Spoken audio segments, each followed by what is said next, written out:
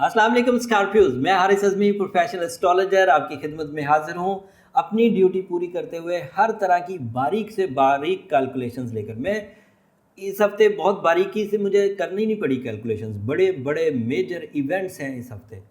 ये हफ्ता 14 तारीख से 20 तारीख का है। 15 तारीख, 16 तारीख और 17 तारीख तो जनरल फॉर्म में पिछले हफ्ते के मोमेंटम से ही चलेगी। बट 18 तारीख को पहला चेंज आएगा जब मरकरी अपने यहाँ कमज़ोरी की फॉर्म से निकल कर छठे घर को भरपूर अंदाज से सपोर्ट करना शुरू कर देगा। 6th house is a house of physical health, 6th house is a house of human organ performances, 6th house is a house of stamina and 6th house is a house of physical appearance. And उसमें mercury positive है। तो जब mercury positive हुआ तो human organ performances बढ़ेगी, stamina बढ़ेगा, appearance ज़्यादा attractive होगी, सेहत और तंदुरुस्ती का पहलू ऑन होने लगा है स्कॉर्पियो साहब के लिए। एंड मरकरी की रेट्रोग्रेशन की वजह से जो जहन पर डिप्रेशन था, प्लानिंग नहीं हो पा रही थी, उदासी छाई रहती थी, गम और खौफ छाया रहता था, वो भी 18 तारीख को छटना शुरू हो जाएगा। तो ज़्यादातर स्कॉर्पियोज जो थोड़ा डिप्रेस थे वो रिकवर होते हुए 18 से ही सुबह के वक्त से शुरू हो जाएंगे, जैसे ही सूरज तुलू होगा। फिर 19 तारीख को फुल मून हो जाएगा और आपके यहाँ 12th हाउस में होगा। चांद अपने अंदाज से इनफरादी एडवांटेजेस देता है, इससे सिस्टम पर कोई बड़ा फर्क नहीं पड़ता। और इनफरादी एडवांटेजेस में 12th हाउस में ये आप पर राज खोलेगा। आपकी फ़िक्र, आप आंखें बंद करेंगे, आप सोएंगे, आप किसी जगह पर गौर व फिक्र करेंगे तो खुद ही खुद आपको समझ आने लग जाएगा कि सिस्टम आपसे क्या डिमांड कर रहा है, किस मामले में आपने क्या गलती कर दी है। इसे तफक्कुर भी कहते हैं। और जिन लोगों के पास तफक्कुर की ताकत हो, वो पॉजिटिव थिंक करते हो, उनके पास तदब्बर की ताकत भी आ जाती है, वो तदबीरें भी फिर अच्छी करते हैं। तो इसके एतबार से 12वें घर में मून 2-2.5 दिन तक आपके यहाँ तफक्कुर और तदब्बर दोनों आपको पॉजिटिवली देगा।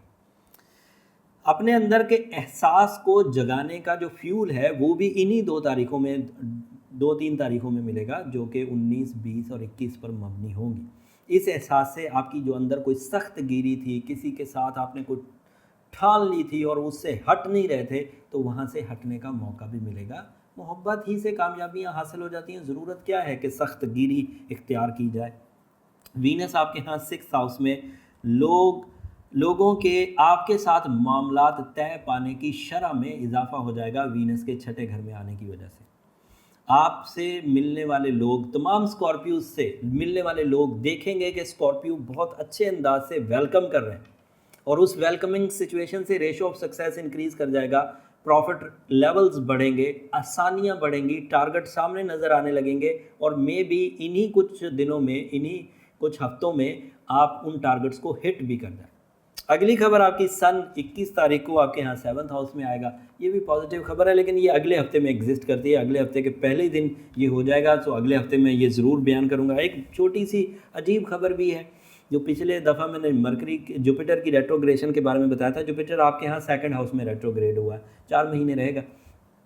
अब इस रेट्रोग्रेशन को आप कोई तबाही मत समझें, ये जो मुफ्त की सिचुएशन थी, इसका मतलब है फिर अगर आप जुपिटर के ही सहारे चलेंगे तो फिर आप मुफ्त में ही चलने वाले लोग बन गए। You are creative. मैंने हमेशा स्कॉर्पियो को आर्टिस्टिक पाया, मैंने हमेशा स्कॉर्पियो को क्रिएटिव पाया, अकल वाला पाया, मैनेजमेंट वाला पाया, जहानत वाला पाया। अब जुपिटर की तरफ से हमें नवंबर 2018 से लेकर 9 अप्रैल तक मुफ्त में सपोर्ट मिलती रही, हमने उसके लिए कुछ किया नहीं, सक्सेस रेशियो 40% तक ग्रोथ कर गया।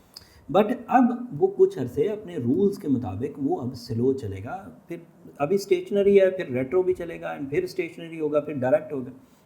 लेकिन इसका मतलब ये नहीं है कि आप तबाह हो जाएंगे, बर्बाद, ऐसा कुछ नहीं है। जुपिटर के सपोर्ट ना करने से हमें वसाइल फर्मली अवेलेबल नहीं होंगे, तो हमें थोड़ी मैनेजमेंट करनी पड़ेगी। उस मैनेजमेंट में अमली इकदामात पर तवज्जो दें, अपनी एक्सपीरियंसेस पर तवज्जो दें, अपने बड़े बुज़ुर्गों या जो तजर्बाकार लोगों से मशवरा करें। इस वक्त जॉब छोड़ना मुनासिब नहीं रहेगा, इस वक्त नया काम शुरू करना मुनासिब नहीं रहेगा, इस वक्त लेन देन करना मुनासिब नहीं रहेगा, वो वाली लेन देन जिसमें इन्वेस्टमेंट पॉइंट ऑफ व्यू होता है कि मैं अभी इन्वेस्ट करता हूँ फिर बाद में मुझे प्रॉफिट दे देना, कर्ज़े की लेन देन भी इस वक्त मुनासिब नहीं होगी। या बिग गैम्बलिंग, बहुत बड़े रिस्क लेना भी इस वक्त सेकंड हाउस के रेट्रोग्रेशन की वजह से, जुपिटर के रेट्रोग्रेशन की वजह से मुनासिब नहीं है। जुपिटर की रेट्रोग्रेशन को ओवरकम करने के लिए मेरे पास बड़ी उम्दा रेमेडी है स्कॉर्पियोस। सभी सितारों को मैंने बताई है। एक तो सूरह यासीन की सेकंड लास्ट आयत रोज़ की बुनियाद पर 13 दफ़ा पढ़िए और इसे 11 अगस्त तक पढ़ते रहिए।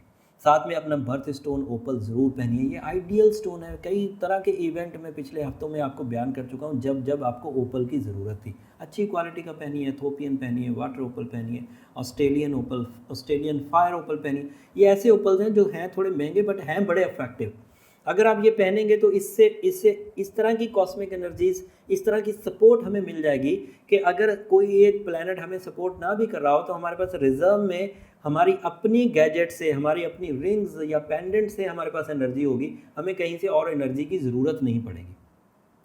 अगर आपने ओपल पहना, सूरह यासीन की सेकंड लास्ट आयत पढ़ी और इसे 11 अगस्त तक पढ़ा, तो मैं उम्मीद करता हूँ कि आप इस ट्रबल में आए बगैर ही अपने टारगेट्स को हिट कर जाएंगे।